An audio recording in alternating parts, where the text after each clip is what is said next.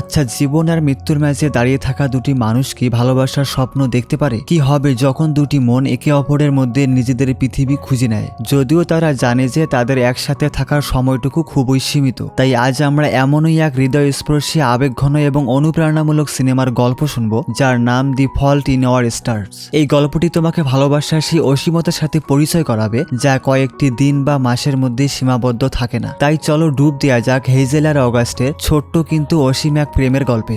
গল্পের শুরুতে আমরা হেজেল নামের একটি মেয়েকে দেখি যে ঘাসের উপর শুয়ে আকাশের দিকে তাকিয়ে থাকে। সে বলে যে দুঃখের গল্পগুলো কিভাবে বলা হবে তা বেছে নেওয়ার অধিকার আমাদেরও অবশ্যই থাকা উচিত। তো হেজেলের স্টেজ পর থাইরয়েড ক্যান্সার, যা তার ফুসফুসও ছড়িয়ে পড়েছে, তাই নিঃশ্বাস নেওয়ার জন্য তাকে সব সময় একটি অক্সিজেন ট্যাঙ্ক সাথে নিয়ে চলতে হয়। এদিকে তার মা ফ্রানি, বাবা মাইকেল এবং ডাক্তার মারিয়ার অনুরোধে সে অনিচ্ছা থাকা সত্ত্বেও একটি ক্যান্সার সাপোর্ট গ্রুপে যায়, যেখানে ঠিক তার মতোই আরো অনেকেই ছিল। আর এই গ্রুপের পরিচালক ছিল প্যাট্রিক, যে নিজেও একজন ক্যান্সার সার্ভাইভার। এদিকে হেজেলের মা চাইতেন সে যেন নতুন বন্ধু পায়, কিন্তু হেজেলের মতে ক্যান্সারে মারা যাওয়ার চেয়েও কষ্টের হলো এমন সন্তানের বাবা মা হওয়া যে ক্যান্সারে মারা যাচ্ছে। তো একদিন সেই সাপোর্ট গ্রুপে যাওয়ার পথেই হেজেলের সাথে ধাক্কা লাগে গাছের। আর মিটিং এর সময় গাছ হা করে তাকিয়ে থাকে হেজেলের দিকে। এখানে মিটিং এর প্রথমে আইজ্যাক নামের এক ছেলেকে ডাকা হয় এবং আইজ্যাকের চোখে টিউমার ছিল, তাই এখন সে একটি কাচের চোখ ব্যবহার করে। তবে সে তার সুন্দরী গার্লফ্রেন্ড মনিকাকে পেয়ে খুব খুশি। এরপরে গাছের পালা এলে সে জানায় যে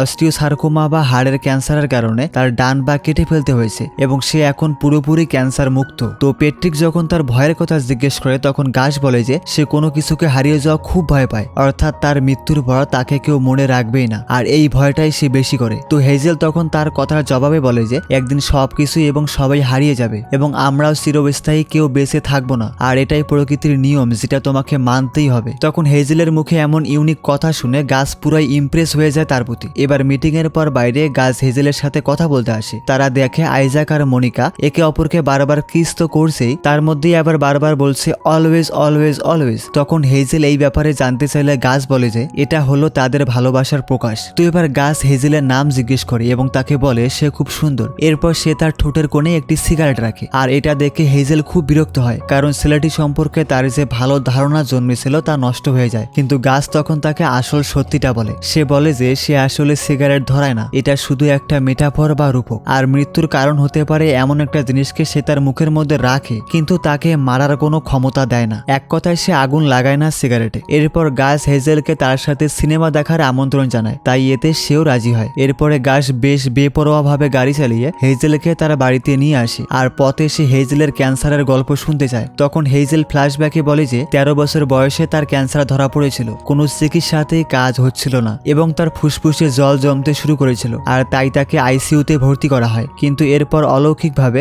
একটি নতুন ঔষধ তার উপর কাজ করতে শুরু করে। আর এভাবে গল্প করতে করতে গাছের বাড়িতে পৌঁছানোর পর তারা তার বাবা মায়ের সাথে দেখা করে। পরে গাছ হেজেলকে তার বেসমেন্টে নিয়ে যায় এবং এবার তার ক্যান্সারের গল্প নয়, বরং তার আসল গল্প শুনতে চায়, মানে তার জীবনের গল্প শুনতে চায় সে। কিন্তু হেজেল তখন নিজেকে একদম সাধারণ একজন বলে দাবি করলেও গাছ তা মানতে চায় না এবং গাছ তার প্রিয় বই কাউন্টার সার্জেন্স হেজেলকে পড়তে দেয়। তখন হেজেলও আবার খুশি হয়ে তার প্রিয় বই অ্যান এম্প্রিয়াল অ্যাপ্লিকশন গাছকে পড়তে দেয় এবং এই বইটি লিউকেমিয়া আক্রান্ত অ্যানা নামের একটি মেয়ের গল্প। কিন্তু হেজেলের মতে এটা শুধু একটা ক্যান্সারের গল্প নয়, এর পিছনের গল্পে আরো ভিন্ন কিছু রয়েছে। এখন কয়েকদিন পর গাছ বইটি পড়া শেষ করে হেজেলকে টেক্সট করে। সে জানায় যে বইটির শেষটা মাঝপথে একটি অসমাপ্ত বাক্যে শেষ হওয়ায় সে খুব অবাক হয়েছে। তার বারবার মনে হচ্ছিল গল্পের নায়িকা অ্যানা কথা বলতে বলতেই হয়তো মারা গেছে। এবার হেজেল তখন ডিনার সেরে গাছের সাথে ফোনে কথা বলতে যায়, কিন্তু ফোনে সে আইজ্যাকের কান্নার শব্দ শুনতে পায়, কারণ সে অন্ধ হওয়ায় মনিকা তার সাথে ব্রেকআপ করেছে। তাই গাছ আইজ্যাককে তার বাস্কেটবল ট্রফিগুলো ভেঙে নিজের রাগগুলো প্রকাশ করার অনুমতি দেয়। আর আইজ্যাক যখন ট্রফিগুলো ভাঙছিল তখন গাছ আর হেজেল বইটির সমাপ্তি নিয়ে কথা বলে। সে জানায় যে সে বইটির লেখক পিটার ভ্যান হাউন্টেনকে শত শত চিঠি লিখেছে। সে জানতে চেয়েছিল গল্পের শেষে অ্যানার মায়ের কি হয়েছিল।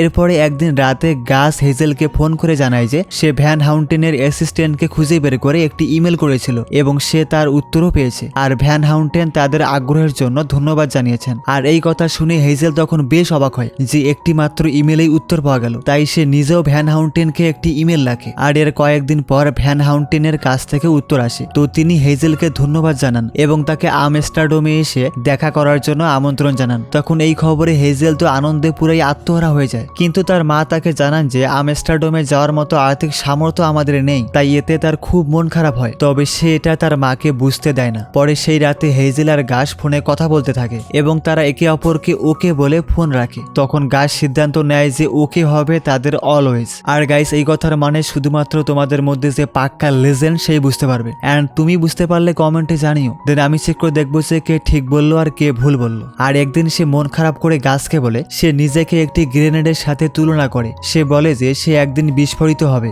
এবং তার আশেপাশে সবাইকেই কষ্ট দেবে, আর তাই সে গাছকেও কষ্ট দিতে চায় না এবং সে তাদের সম্পর্কটাকে শুধুমাত্র বন্ধুত্ব পর্যন্তই সীমাবদ্ধ রাখার সিদ্ধান্ত নেয়। কিন্তু গাছ জানায় তুমি যা কিছুই মনে করতে পারো, কিন্তু সত্যি কথা আমি তোমাকে অনেক বেশি ভালোবাসি আর ভালোবেসেই যাব সব সময়। তখন এই কথা শুনে হেজেল কিছুই বলে না এই মুহূর্তে। যাই হোক, হেজেল গাছকে আমস্টারডামের আমন্ত্রণের কথা বললে গাছ তাকে জিনি নামের একটি সংস্থার কাছে সাহায্য চাইতে বলে। এতে হেজেল জানায় যে সে তার একটিমাত্র ইচ্ছা ডিজনি ওয়ার্ল্ডে যাওয়ার জন্য আগেই ব্যবহার করে ফেলেছে। তো এবার কয়েকদিন পর গাছ হেজেলকে একটি পার্কে পিকনিকের জন্য নিয়ে যায়, যেখানে একটি বিশাল কঙ্কালের খেলার মাঠ ছিল যার নাম ছিল ফাঙ্কি বোনস। তখন সেখানে গাছ মজা করে বলে যে সে তার সব প্রেমিকাকে এখানে নিয়ে আসতো এবং এর কারণেই সে এখনো ভার্জিন। আর তার এই কথা হেজেল একটু অবাক হয়। এখন পিকনিকের সময় গাছ বলে যে সে জিনিয়ের সাথে কথা বলেছে, তারা আমার ইচ্ছা পূরণ করতে রাজি হয়েছে আর আমার ইচ্ছে হলো তোমাকে আমস্টারডামে নিয়ে যাওয়া। তখন এই কথা শুনে হেজেল আনন্দে উদ্বেলিত হয়ে ওঠে আর গাছকে জড়িয়ে ধরে এবং তখন আমরা হেজেলকে অনেক বেশি খুশি দেখি। কিন্তু হঠাৎ একদিন রাতে হেজেলের ফুসফুসে আবার জল জমে যাওয়ায় তার নিঃশ্বাস নিতে কষ্ট হয়, তাই তার বাবা মা তাকে দ্রুত হসপিটালে নিয়ে যায়। আর হেজেলের অবস্থা ভালো হওয়ার পর ডাক্তাররা জানান যে তার এই শারীরিক অবস্থায় কোনোভাবেই দেশের বাইরে ভ্রমণ করা সম্ভব নয়। তখন এই কথা শুনে হেজেলের আমস্টারডামে যাওয়ার স্বপ্ন একেবারেই ভেঙে যায়। এবার কয়েকদিন পর ভ্যান হাউন্টেনের অ্যাসিস্ট্যান্ট লিডওয়াই আবার হেজেলকে ইমেল করে। সে জানায় যে তারা এক সপ্তাহের মধ্যেই আমস্টারডামে আসতে পারবে। তখন হেজেলের মা তাকে সারপ্রাইজ দিয়ে জানায় যে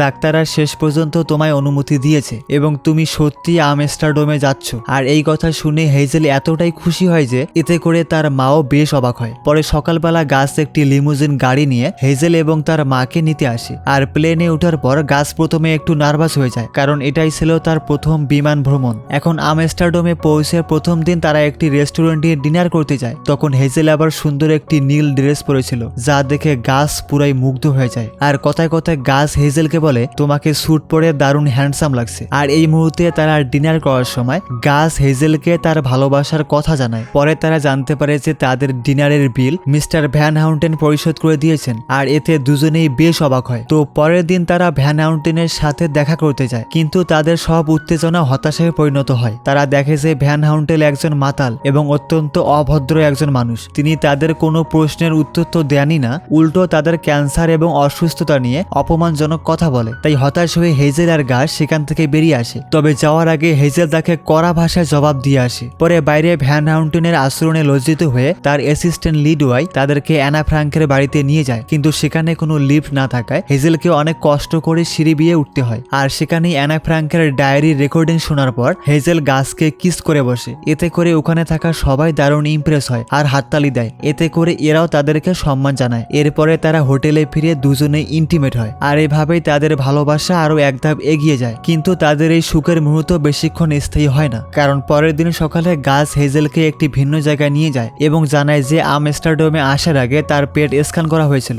আর তার ক্যান্সার আবার ফিরে এসেছে এবং এবার তার সারা শরীরে ছড়িয়ে পড়েছে। তার মানে সে হয়তো আর বেশি দিন বাঁচবে না। আর গাছের মুখে এই কথা শুনে হেজেল কান্নায় ভেঙে পড়ে এবং তার নিজের ভাগ্যের দোষ দিতে থাকে যে তার সাথেই কেন এরকম হয় বারবার। আর এই নিয়ে দুজনের অনেক আফসোস হয় যে তারা ছাড়াই দুনিয়াটা কেমন হবে। আর এরপরে তারা দেশে ফিরে আসে এবং কিছুদিন পর তারা তাদের বন্ধু আইজ্যাকের সাথে দেখা করে, যে এখন পুরোপুরি অন্ধ হয়ে গেছে। তখন আইজ্যাককে খুশি করার জন্য তারা তিনজন মিলে মনিকার গাড়িতে ডিম ছুঁড়ে মারে। এতে মনিকার মা বেরিয়ে আসলে গাছ বলে যে এই যে শুনেন, আপনার মেয়ে একটা বিশাল অবিচার করেছে, তাই আমরা এখানে এসেছি প্রতিশোধ নিতে। আমাদের দেখে তেমন কিছু মনে হবে না হয়তো, কিন্তু আমাদের তিনজনের কাছে 5টা পা, 4টা চোখ আর 2.5 খান কর্মক্ষম ফুসফুস, সাথে 2 ডজন ডিমও আছে। কাজেই ভালো চাইলে ভিতরে যান। তাই এমন অদ্ভুত কথা শুনে এবং এই ব্যাপারটা বুঝতে পেরে তিনি ভিতরে চলে যান। এরপর থেকে গাছের শরীর দ্রুত খারাপ হতে থাকে। আর একদিন রাতে সে গ্যাস স্টেশন থেকে হেজেলকে ফোন করে সাহায্য চায়। তখন হেজেল গিয়ে দেখে তার অবস্থা খুবই খারাপ, আর তাই তাকে হসপিটালে ভর্তি করা হয়। তখন ডাক্তাররা তার কেমোথেরাপি বন্ধ করে দেয়, যার ফলে গাছকে এখন হুইল চেয়ার ব্যবহার করতে হয়। আর একদিন গাছ হেজেলকে তাদের প্রি ফিউনারেল বা প্রাক অন্ত্যেষ্টিক্রিয়ার জন্য চার্চে আমন্ত্রণ জানায়, কারণ সে নিজের ফিউনারেলে উপস্থিত থাকতে চেয়েছিল।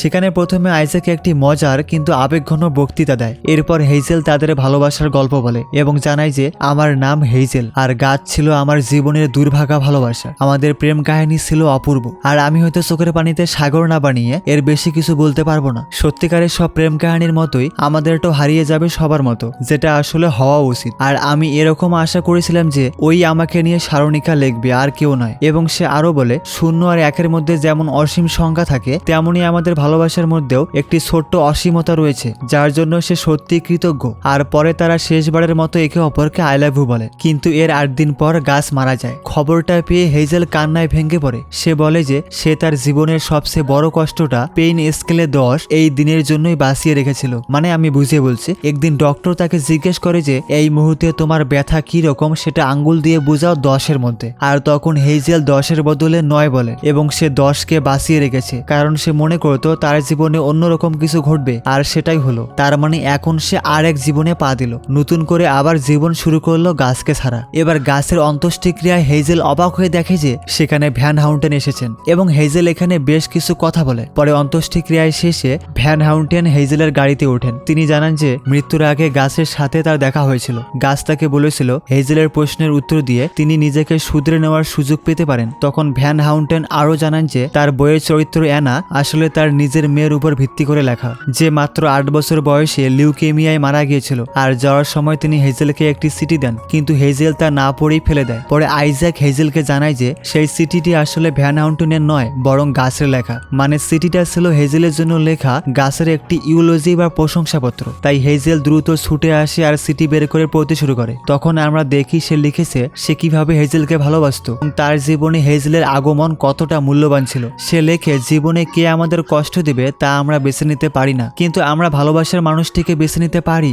এবং সে তার পছন্দ নিয়েও খুশি ছিল এবং আশা করি হেইজেলও তার পছন্দ নিয়ে খুশি। এবং চিঠির শেষে লেখা ছিল ওকে হেইজেল, মানে গাছ চেয়েছিল তাদের ভালোবাসায় সবসময় অলওয়েজ থাকুক, কিন্তু সেটা শেয়ার করতে পারলো না এবং দুনিয়া থেকে বিদায় নিল। যাই হোক, সিনেমার শেষ দৃশ্যে আমরা আবার হেইজেলকে আকাশের তারার দিকে তাকিয়ে থাকতে দেখি এবং গাছের চিঠি বুকে জড়িয়ে সে মৃদু হেসে উত্তর দেয় ওকে। আর এখানেই শেষ হয় এই সিনেমাটি। যাই হোক, সিনেমাটি তোমার কাছে কেমন লেগেছে সাথে এক্সপ্লেনেশন কেমন হয়েছে জানাতে ভুলবে না কিন্তু। আল্লাহ হাফিজ।